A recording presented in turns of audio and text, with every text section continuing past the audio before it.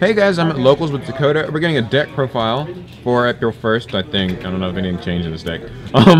So what deck is this? This is my boy Ashton's Evilswarm deck. It is formatted to the new ban list, so let's go ahead and jump in this, shall we? Alright, first off, you got the 3 Heliothrope. You kind of need it. It's Evilswarm. It's 1950, really big, gets over a lot of the beaters in the game. Caster, also got to run 3 of these. Allows you to normal summon another Evilswarm, and the only way you stop the effect is with warning, so that's kind of cool. Gives you a little more advantage to go.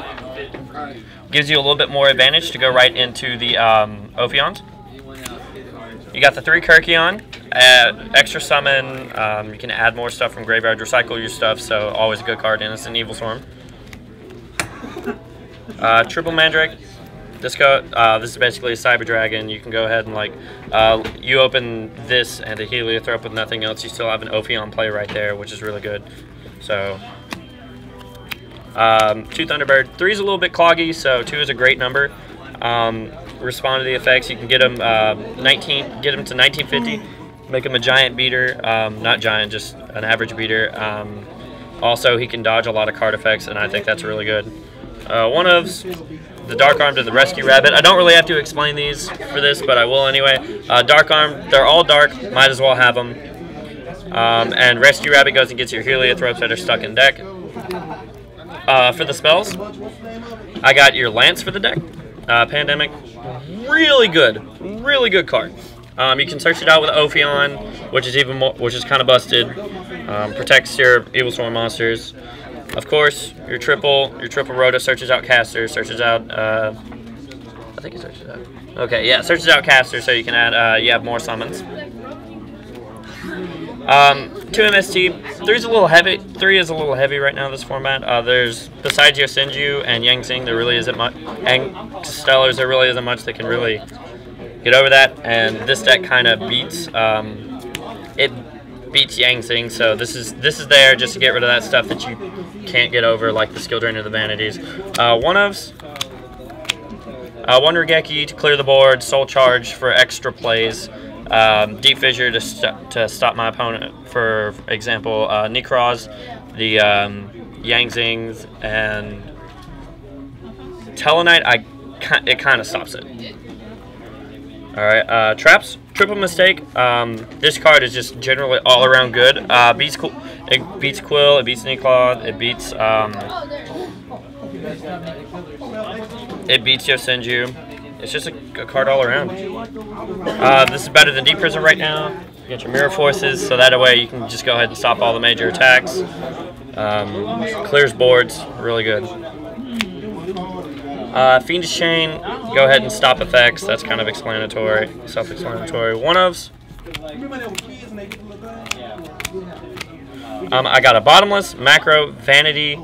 I like this as a one-of. You can go ahead and just cycle your Kirkion, it's just more recyclability. The Compulse, the Warning, the 1 Vanity, the Macro, once again, stops Necroz and a few other decks.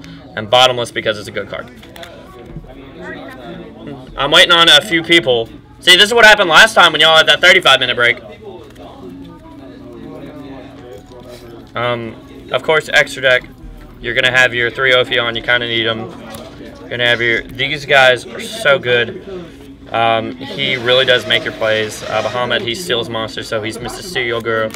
I like this. It's kind of got a big ass, and you just sit on it, and then if your opponent special summons a monster, you flip it face down, so you can actually do something else next turn. So like the Windows, you can actually add more onto that, but Window doesn't really stop this deck. In fact, this deck beats shit alls.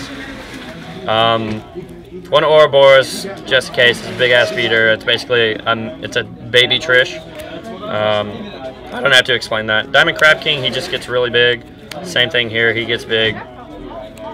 Good against your Kleeporth matchup, as well as your Senju matchup.